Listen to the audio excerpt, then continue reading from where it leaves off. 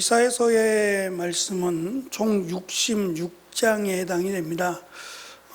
세 부분으로 나누어서 살펴볼 수 있는데, 오늘 나눠드린 페이퍼를 잠깐 보시면 전체적인 이사야서 전체에 대한 서론이자 개론이라고 보시면 좋을 것 같습니다. 먼저 이사야서는 새 창조를 위한 하나님의 구속 계획을 기록합니다. 특별히 유의해야 될 것은 지금 세 가지, 1장부터 39장, 40장부터 55장, 56장부터 66장, 이렇게 세 개의 단락으로 나누게 되는데, 그 나눈 기점이 그 당시의 시대적 배경을 안고 기록을 해요. 다시 말하면 1장부터 39장은 그들이 그 아수르에게 함락되고 포로가 되었을 때, 그때가 1장부터 39장이 되고요, 40장부터는 바벨론으로 끌려가는 때가 시작이 돼요. 그리고 56장부터는 바벨론에서 돌아오는 겁니다. 그러니까 이 사건들, 다시 말하면 이 출애굽 사건은 너무 멀리 있어요. 사실 너무 멀리 있지만, 지금 이스라엘 백성들, 메시아를 기다리는 이스라엘 백성들에게 아수르 그리고 바벨론에 침략당하고 노예가 됐다가 다시 돌아오게 된 사건은 매우 근접한 사건들입니다. 이 사건들을 통해서 지금 하나님의 계획이라고 하는, 하나님은 어떠한 사람을 찾으시고 어떠한 사람과 함께 하실 것이며 어떠한 사람을 원하시는가에 대한 답을 이사야서를 통해서 주실 텐데, 아마도 이사야서가 신약 성경에서 가장 많이 인용된 구약의 말씀을 신약 성경에서, 예수님도 그렇고 요한계시록도 그렇고 가장 많이 인용한 성경이 이사야입니다. 그래서 이사야서를 우리가 읽다 보면 이 말씀 많이 익숙한데? 라고 하는, 물론 이제 쉬운 성경이다 보니까 조금 쉽게 풀어놓다 보니까 우리가 전에 알고 있던 그 표현이나 그 내용들이 같진 않을 수 있지만, 어쨌든 익숙하게 들려지는 말씀들이 꽤 많을 겁니다. 다시 말하면 이 이사야서의 말씀이 예수님 당시에도 물론이지만 굉장히 그 중요한 말씀으로 이사야서가 자리하고 있었다라는 점을 우리가 기억을 해야 됩니다. 장수도 꽤 길거니와 단순하게 길기만 한 것이 아니라 이것이 이스라엘 역사를 대표하는 사건이, 대표하는 말씀이기 때문에 아수르에 포로로 끌려갔고 또 바벨론으로 포로로 끌려갔다가 다시 돌아오게 되는 정말 잊지 못할 이스라엘 사건을 중심으로 해서 주신 말씀이라고 보아야 됩니다. 이 설명을 드리기 전에 우리가 늘 영상을 함께 봤었는데요, 이 영상이 두 개로 나누어져 있어요. 1장부터 39장 그리고 40장부터 마지막 66장까지 두 개로 나누어 있어서 두 개를 같이 보면 시간도 시간이지만 나중에 39장이 끝나고 나서 40장에 들어갈 때 후반부에 영상을 한 번 더 보는 거로 하고, 오늘은 1장부터 39장에 대한 영상을 짤막하니 함께 시청을 하겠습니다.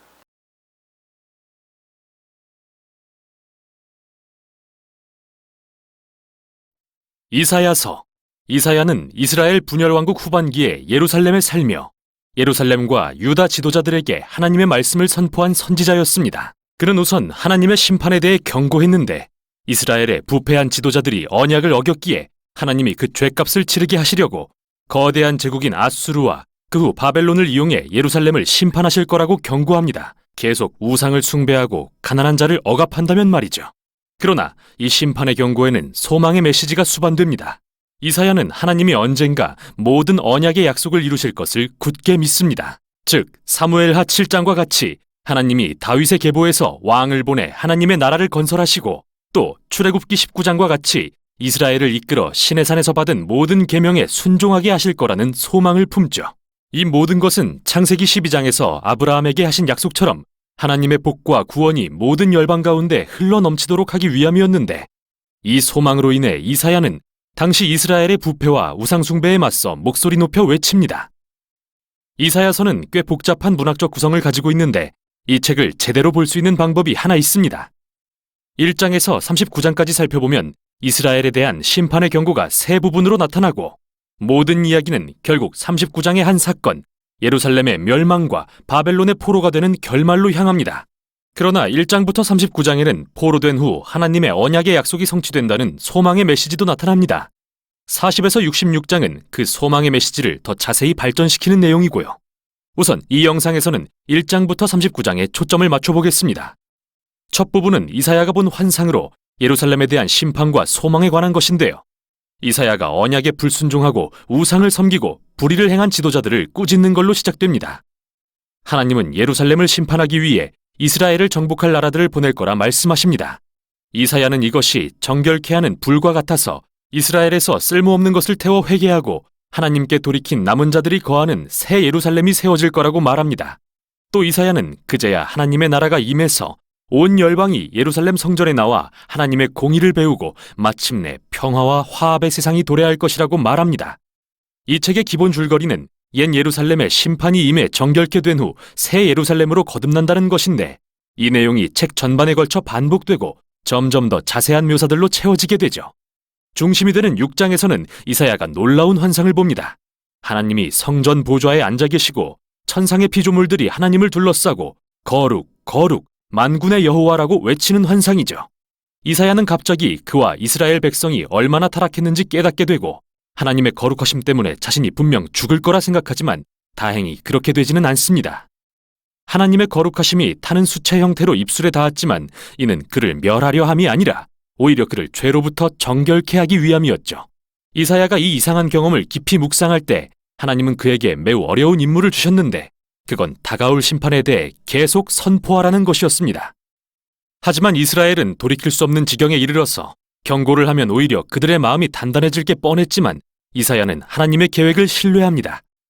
이스라엘은 다 잘려진 나무처럼 되어 그루터기만 남아 불태워져서 그을린 모습이겠지만 하나님은 그 그을린 그루터기가 거룩한 씨앗이 되어 미래에 다시 살아날 거라고 말씀하십니다. 작은 희망의 상징이죠. 그렇다면 누가, 무엇이 그 거룩한 씨앗일까요? 나머지 부분에 그 답이 있습니다. 이사야는 아하스라는 다윗의 후손인 예루살렘의 왕을 만나 그의 몰락을 예언하죠. 하나님은 아수르 제국이 먼저 이스라엘을 무너뜨리고 그 땅을 황폐케 할 것이라 말씀하시지만 소망은 있습니다. 하나님은 다윗에게 이스라엘의 멸망 후에 하나님이 우리와 함께 하신다는 뜻의 새 왕 임마누엘을 보내겠다 약속하셨기 때문이죠. 임마누엘 왕의 나라는 그의 백성을 폭력과 억압의 제국들로부터 자유케 할 것입니다. 또 이사야는 장차 오실 왕을 다윗의 계보라는 낡은 그루터기에서 나타날 새싹으로 묘사하는데, 이 왕이 바로 6장에 나온 거룩한 씨앗으로서 그는 성령으로 능력을 입어 새 예루살렘을 다스리고 가난한 자에게 공의를 행할 것입니다. 그리고 온 열방은 왕이신 메시아를 따르게 될 것이며 그의 나라는 온 피조세계를 변화시켜 평화를 가져올 것입니다. 이렇게 1장부터 12장을 통해 심판과 소망에 대한 이사야의 메시지를 자세히 살폈는데요. 과연 이 일들은 언제 일어날까요? 이사야는 아수르 이후에 일어나는 또 다른 제국을 보았습니다. 바벨론은 예루살렘을 공격하고 실제로 파괴하는 데 성공하죠. 그럼 이제 다음 부분을 살펴볼까요? 우선 13장부터 27장에 나오는 방대한 양의 신은 열방을 향한 하나님의 심판과 소망에 대한 것인데요. 먼저 바벨론과 이스라엘 주변 민족들의 멸망을 이야기합니다. 이사야는 강한 제국 바벨론이 나타나 아수르를 무너뜨릴 것을 예언합니다.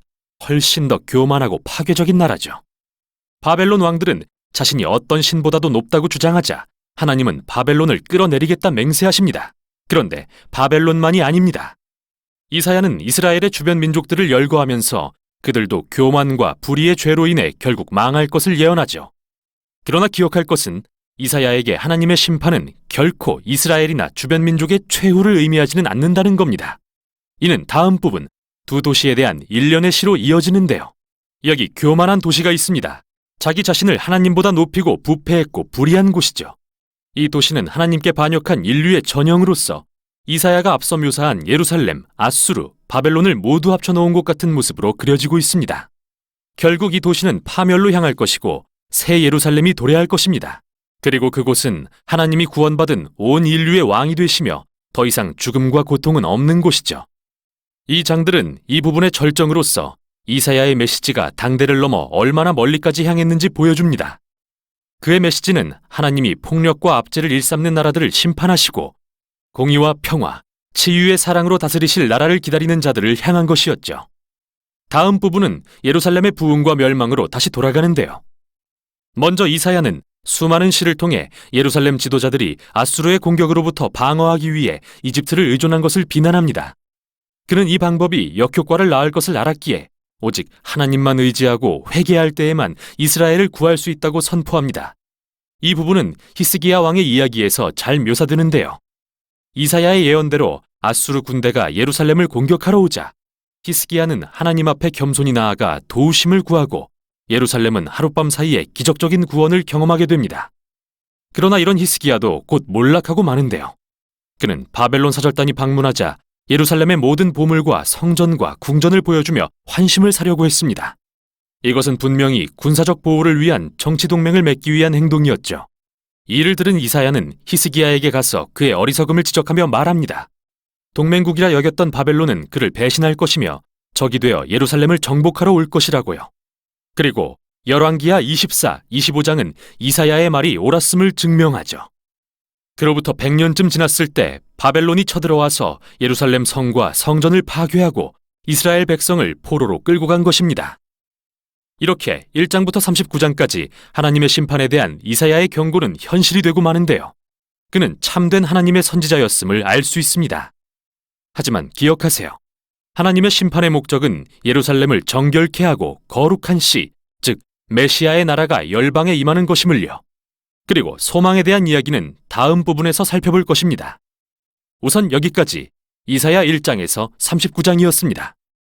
정리가 좀 되셨나 모르겠습니다. 이사야서를 읽다 보면 반복된 내용도 많이 등장하고요.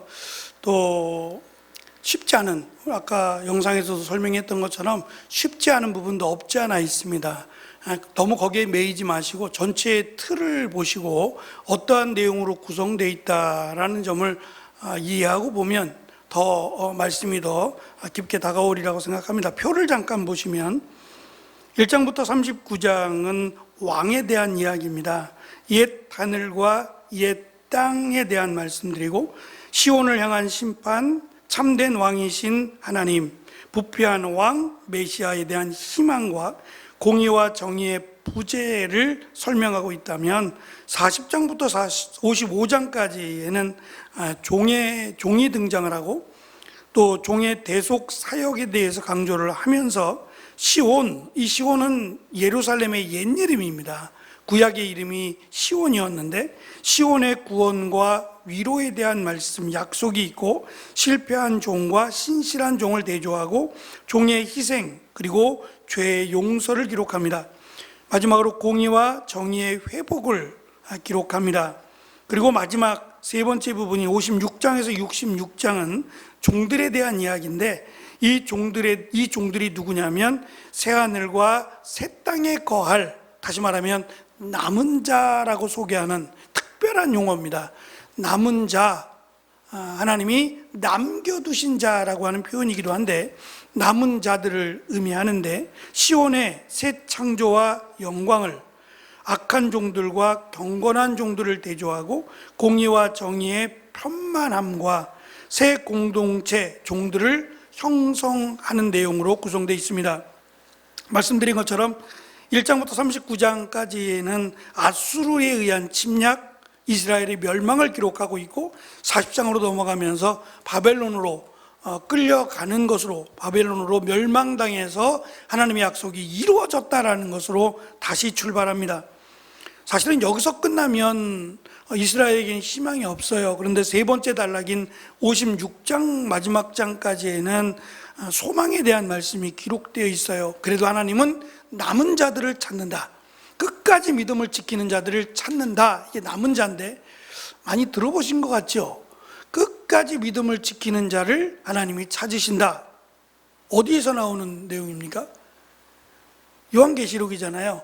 요한계시록에서 계속 반복되는 내용이 끝까지 믿음을 지키는 자였잖아요. 그게 남은 자예요.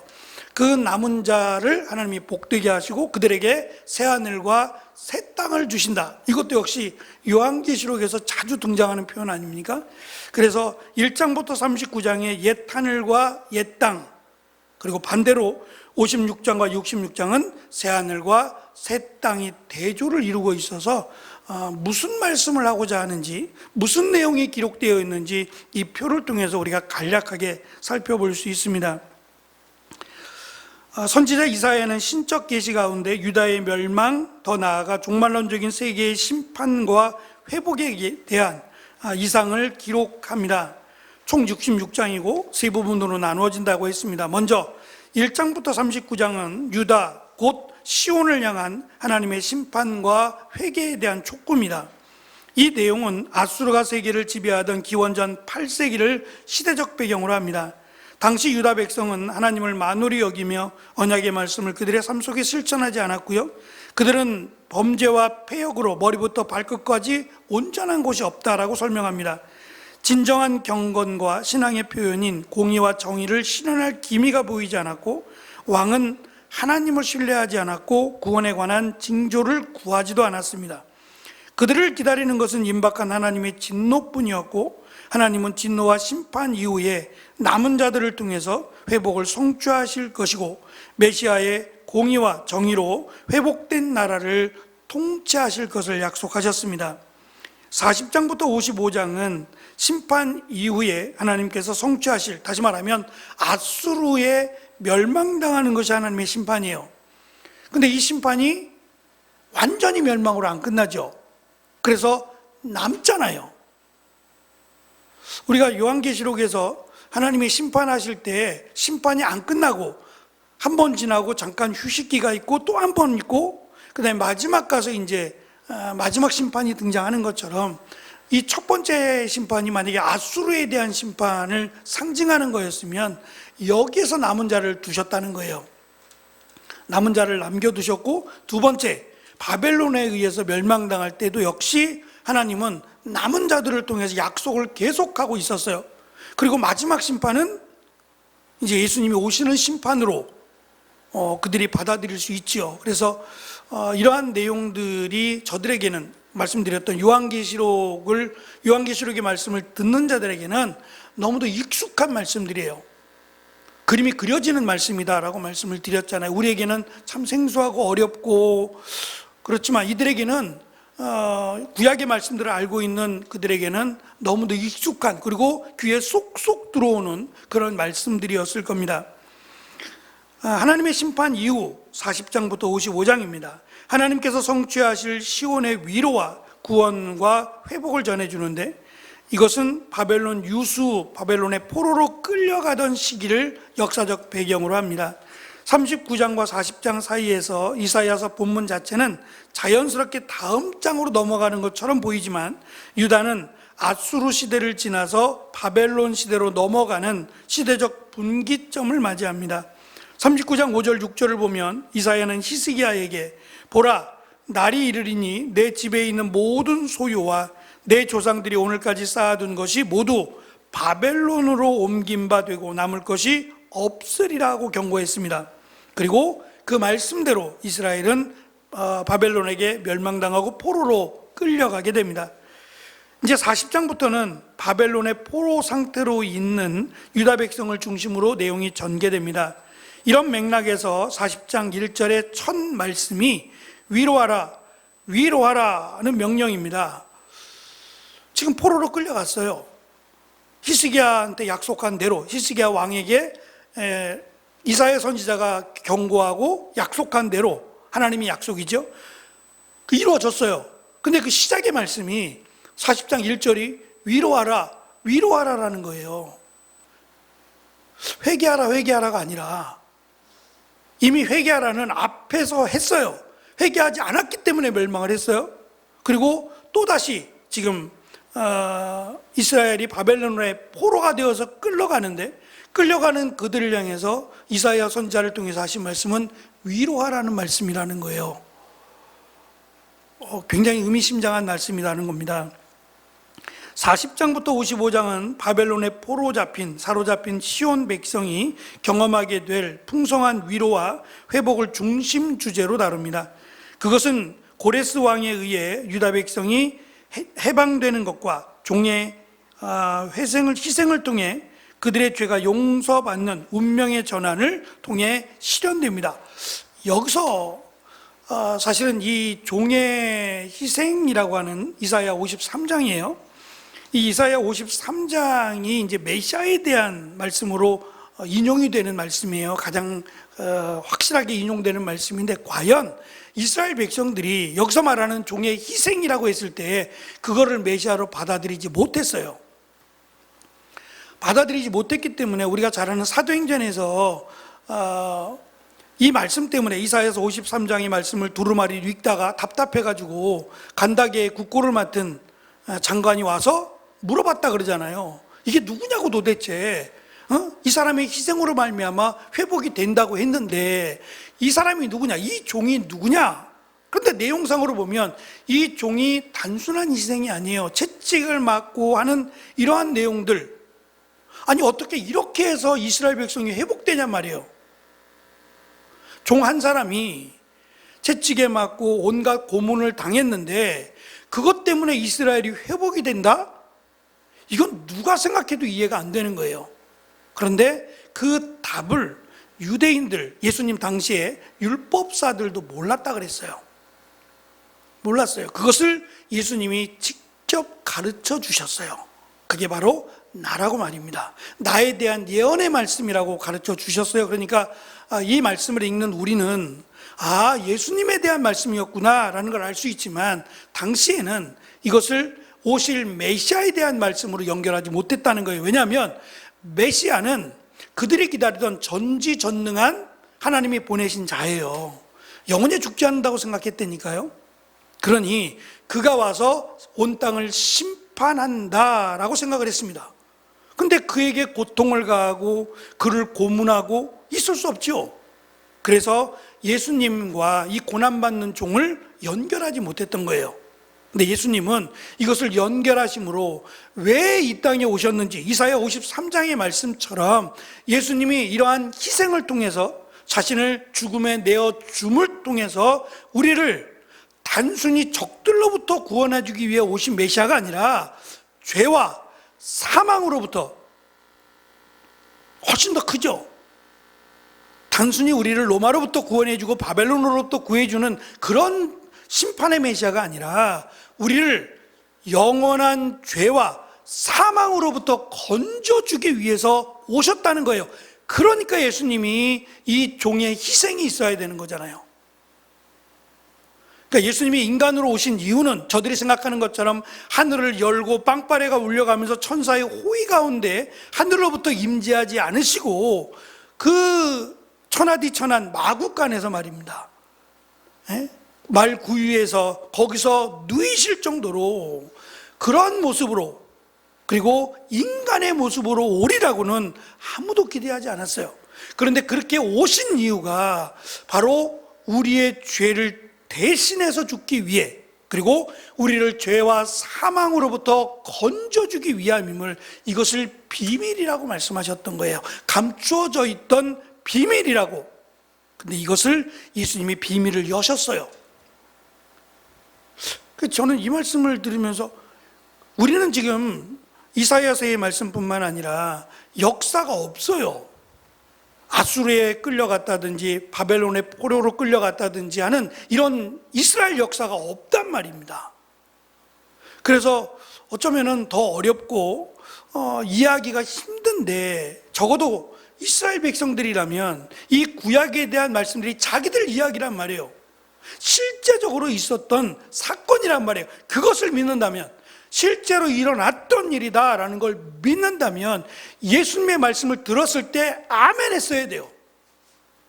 그렇구나, 이거였구나 라고 더 믿었어야 돼요. 그럼 왜 못 믿었냐는 거예요. 왜 그것을 듣고 깨닫지 못했느냐? 그 결국은 돈이에요. 성전이 강도의 소굴이 됐다 하면 말 다 한 겁니다. 헤롯이 자기 사람들로 다 채워버렸어요. 제사장들, 사독계열 이런 사람들을 다 잘라버리고 자기 마음에 드는 사람, 원래 레위인이 아님에도 불구하고 자기 마음대로, 헤롯이 말하면 무조건 따를 사람들을 다 제사장으로 임명해버렸어요. 그러니 그들에게 거룩함이 있겠으며 그들에게 하나님 말씀이 있겠냔 말이에요. 오히려 하나님 말씀을 이용해서 돈을 벌려고 하는 이런 죄악 타락함이 결국은 예수님을 십자가에 못 박게 했다라는 겁니다. 그래서 사도 바울도 교회에 대한 경고를 하면서 가장 강하게 하는 경고가 돈이에요. 물질의 노예가 되지 말라는 거예요. 그것은 보나마나요.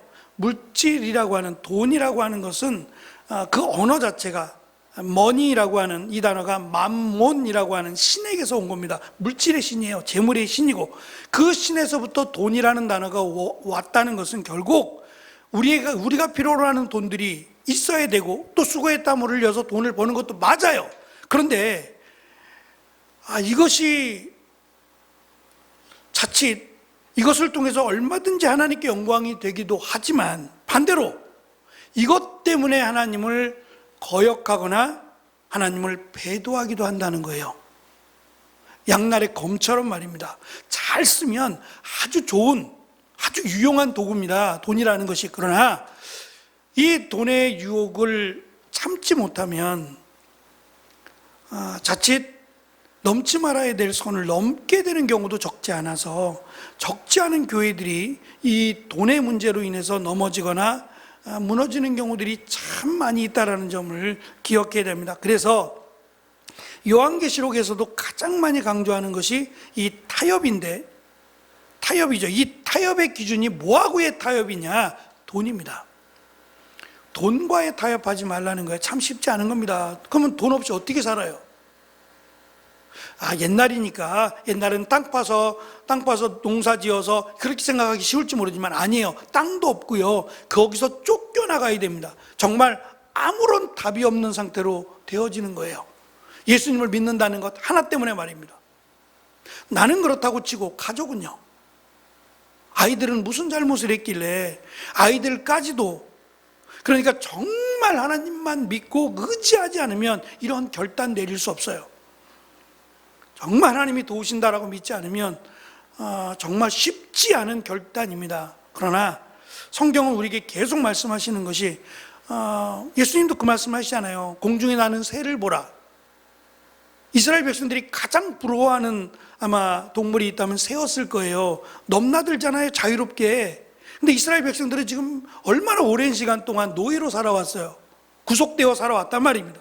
그러니 새들을 바라보면 참 좋겠다, 너희들은. 시를 썼으면 이 새에 대한 시를 비유적으로 많이 썼을 수도 있어요. 그런데 예수님은 그렇게 말씀하시죠. 저 하늘에 나는 새를 보라, 새를 봐라. 하나님이 명령하시면 떨어지는 새인데 하나님이 저들을 붙잡아 두기 때문에 날아다닌다는 거죠. 들에 피는 꽃들을 봐라. 자세히 들여다보면 얼마나 예뻐요. 그런데 들에 피는 꽃들을 누가 키우냐는 거죠. 누가 저들에게 비를 내려서 저들에게 살아갈 수 있는 힘을 주느냐? 하나님이 다 하시지 않느냐? 하물며 너희일까 보냐라고 말씀하시는 거예요. 저는 이게 믿음이라고 봐요. 결국은 돈입니다.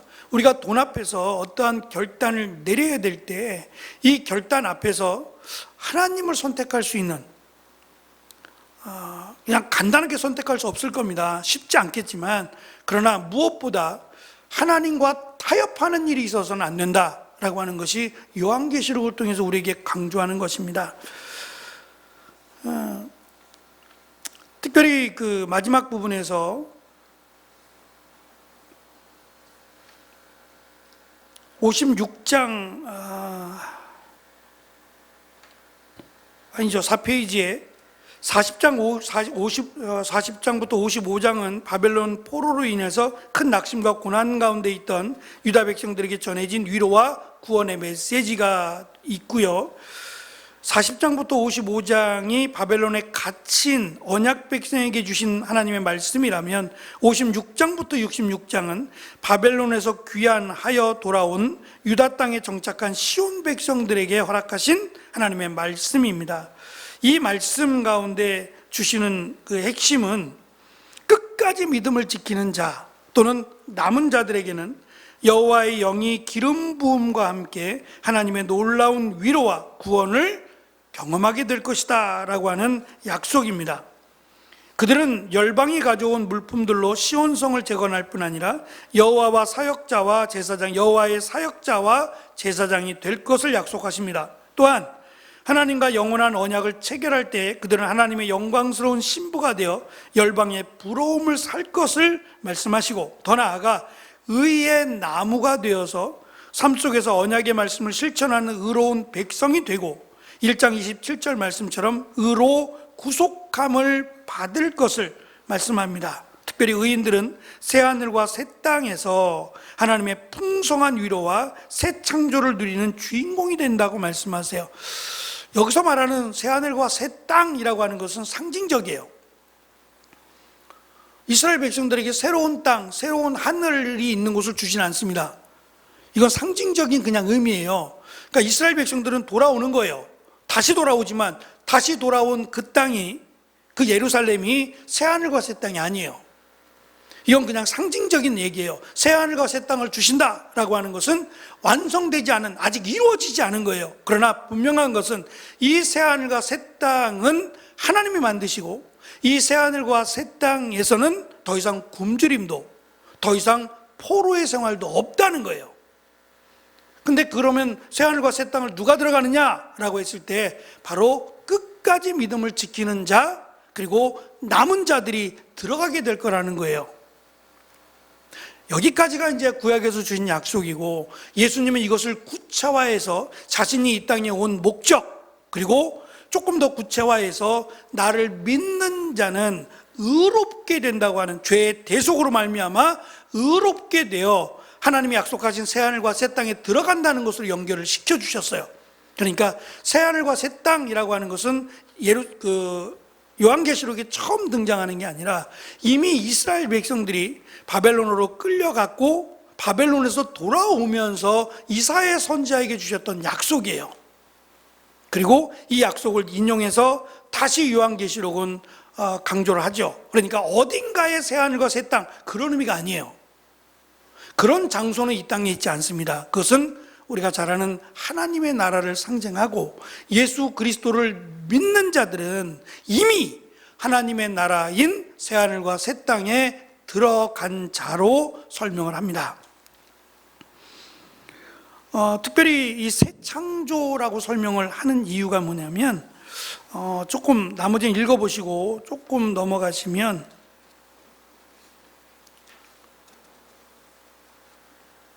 이사야서에 대한 내용을 제가 조금 더 나중에 조금 더 구체적으로 설명을 드릴 거예요 하면서, 근데 전체적으로 한번 읽어보시면 조금 더 이해가 잘 되시리라 생각합니다.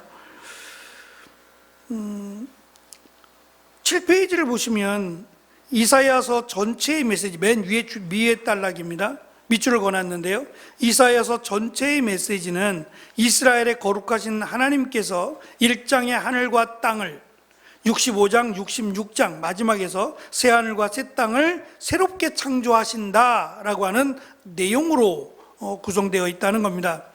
이스라엘의 거룩하신 하나님은 자신의 존재하심, 또 함께하심에 대한 내용을 통해서 새 창조의 계획을 실행해 나가시는데, 이사야서를 비롯한 성경은 두 가지 하나님의 스스로 존재하심, 이것을 소개하는데, 첫째는 하나님이 계시다, 하나님이 존재하신다 하는 걸 어떻게 알 수 있느냐? 하나님의 말씀으로 알 수 있다는 거예요. 40장 8절은 풀은 마르고 꽃은 시드나 하나님의 말씀은 영원히 서리라고 말씀하시어요. 그러니까 우리는 하나님의 말씀을 읽는다고 생각하잖아요. 근데 우리가 읽는 이 말씀이 하나님의 말씀이에요. 근데 이 하나님이 지금도 살아계신 거예요. 글로 되어 있긴 하지만 글로 된 우리가 읽는 이 말씀은 하나님, 살아계신, 지금도 살아계신 하나님의 말씀과 동일해요. 그러니까 하나님을 내가 만나진 않지만 이 하나님의 말씀을 읽으면 하나님을 만난다고 설명을 하는 거예요. 마치 하나님이 나에게 직접 말씀하시는 것처럼 성경에 기록된 하나님의 말씀을 읽는 것이 하나님의 살아계심을 증거한다고 설명을 합니다. 55장 11절은 내 입에서 나가는 말도 이와 같이 헛되이 내게로 돌아오지 아니하고 나의 기뻐하는 뜻을 이루며 내가 보낸 일에 형통함이니라고 말씀하셨어요. 하나님의 말씀은 하나님의 뜻을 성취하는 하나님 자신을 말합니다.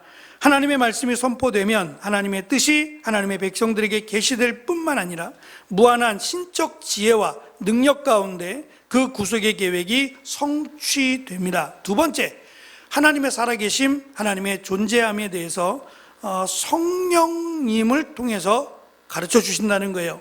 성령님은 창조의 영으로 설명이 됩니다. 창세기 1장 2절, 땅이 혼돈하고 공허하며 흑암이 깊음 위에 있을 때에 하나님의 영은 수면 위에 운행하시며 성부 하나님의 창조 사역을 성취하셨어요. 그래서 구약에서 하나님의 영은 창조하는 영으로 설명이 됩니다. 또한 새 창조의 영으로 설명합니다. 11장 1절부터 5절에서 하나님의 영은 장차 나타날 메시아 위에 임하신다는 거예요. 예수님이 세례를 받을 때 성령이 예수님 위에 임하셨잖아요. 바로 이 모습이 그 모습이에요. 그래서 성령이 임하심으로 말미암아 이제 새하늘과 새 땅이 시작되었다라는 것을 창조의 영이신 성령께서 예수님 위에 머무시는 모습을 통해서 바로 그 부분을 가르치고 있다는 겁니다.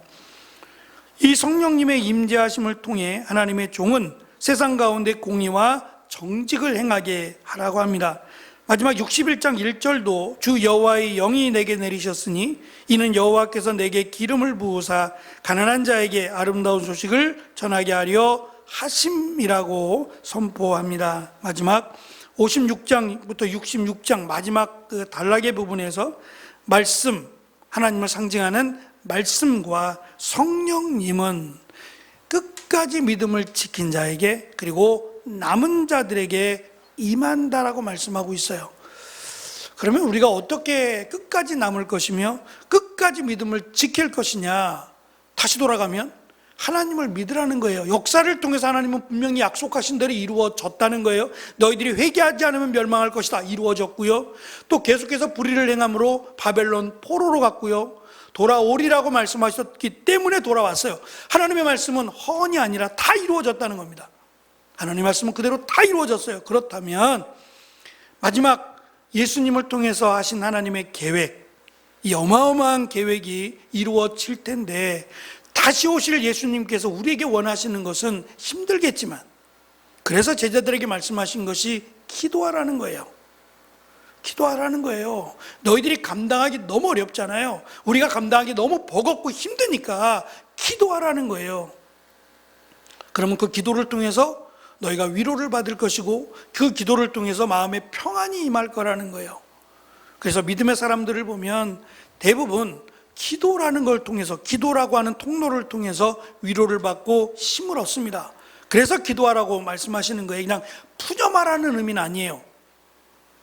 하나님의 살아계심을 믿고 또 하나님이 어떠한 기도를 원하시는지를 아니까 우리가 기도할 때 그 기도를 통해서 하나님은 역사하신다, 하나님 우리의 기도를 들으신다라고 하는 확신과 위로가 우리 가운데 생길 뿐만 아니라 성령께서 역사하신다는 거예요. 그래서 끝까지 남은 자들에게 하나님의 말씀과 성령께서 함께 하신다라고 하는 말씀으로 이사야서는 기록하고 있습니다. 그래서 이사야서의 말씀을 제가 어려운 부분이 있다 그랬습니다. 이해하기 힘들고 어렵고 하는 부분들이 없지 않아 있지만 전체적으로 이렇게 세 개로 나누어서 보면 이사야서의 말씀이 그렇게 어려운 건 아니구나 라고 하는 것을 우리가 느끼실 수 있을 겁니다. 짧진 않지만 이사야서의 말씀을 통해서 하나님이 주시는 경고의 말씀 또는 위로의 말씀 또는 끝까지 믿음을 지키라고 하는 이 약속의 말씀들이 이들에게만이 아니라 지금 살펴보고 함께 은혜를 나누는 우리에게 나에게 주시는 말씀으로 받는 귀한 은혜가 있기를 소망합니다. 기도하겠습니다.